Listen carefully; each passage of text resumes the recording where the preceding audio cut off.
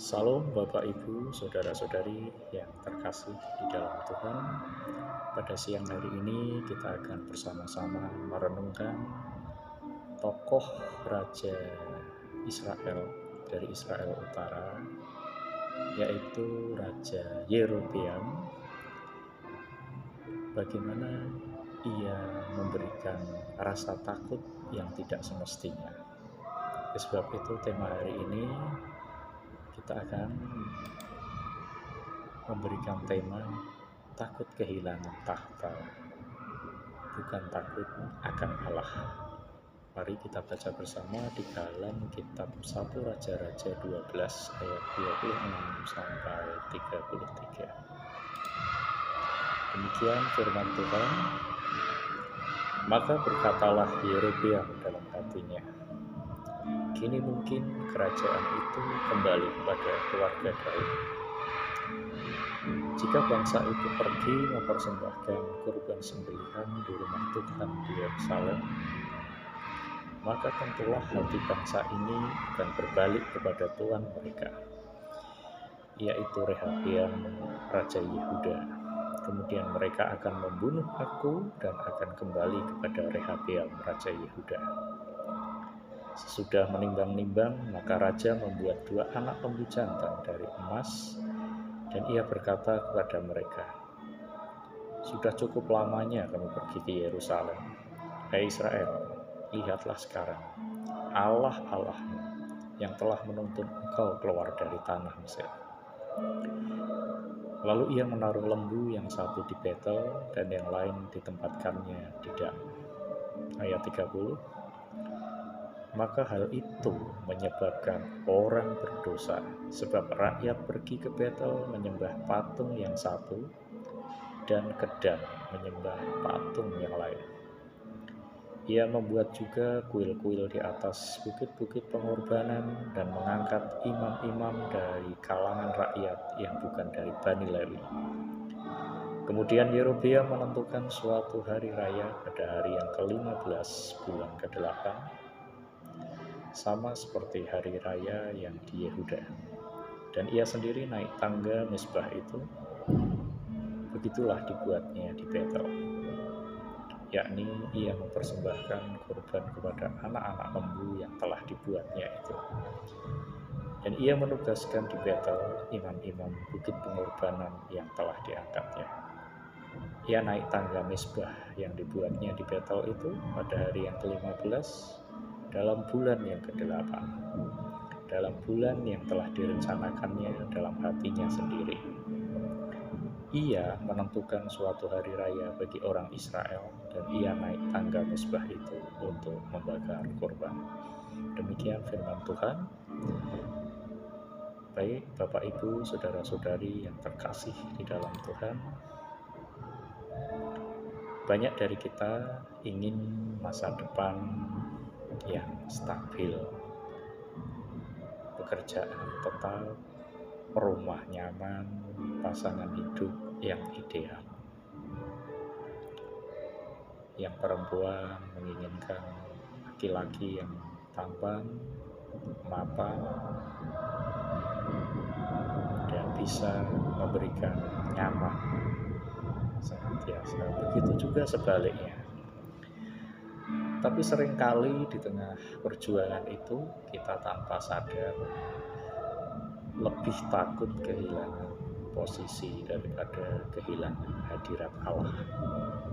Itulah yang terjadi pada Yerobeam, Raja Israel Utara.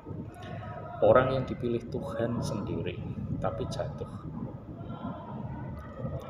Jatuh karena salah dalam memberikan rasa takut.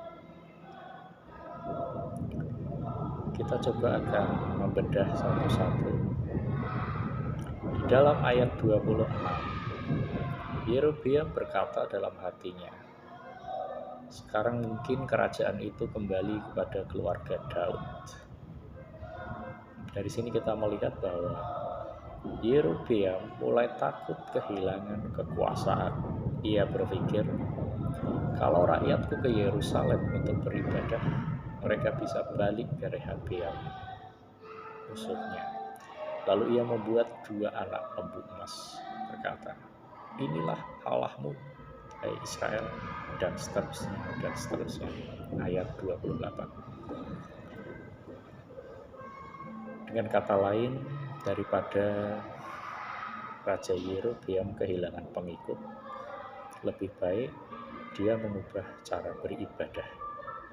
Yerobeam mengganti penyembahan sejati dengan penyembahan praktis. Sayangnya itu palsu. Yerobeam tidak pernah berkata bahwa ia menolak Tuhan, tapi ia menentukan caranya sendiri untuk menyenangkan Tuhan. Kita garis bawahi bahwa ia menentukan caranya sendiri untuk menyenangkan Tuhan. Ini bahaya besar, saudara-saudara. Ketika manusia takut kehilangan kontrol, ia akan menggantikan Tuhan dengan sistem yang nyaman bagi dirinya. Saudara yang dikasihi Tuhan, kita mungkin tidak membuat patung lembu emas, tapi kita bisa membuat berhala modern dalam hidup. Ingat di dalam kitab Kolose juga tentang berhala-berhala. Mungkin saat ini kita lebih takut kehilangan pasangan daripada kehilangan kekudusan. Saat kita lebih takut kehilangan pengikut di media sosial daripada kehilangan integritas. Saat kita lebih takut kehilangan kenyamanan hidup daripada kehilangan keintiman dengan Tuhan. Yerobeam ingin mempertahankan tahtanya, tapi justru ia kehilangan segalanya. Ketika rasa takut menguasai hati, takut akan Allah hilang, dan hidup mulai berjalan di luar panggilan. Ingat bahwa takut akan Tuhan adalah permulaan hikmat. Amsal 9 ayat 10. Ketika kita belajar takut akan Tuhan, bukan takut akan kehilangan, hidup kita akan diarahkan dengan benar. Baik itu dalam hal cinta, karir, dan rumah tangga. Untuk itu, Bapak, Ibu, saudara-saudari sekalian yang dikasihi Tuhan,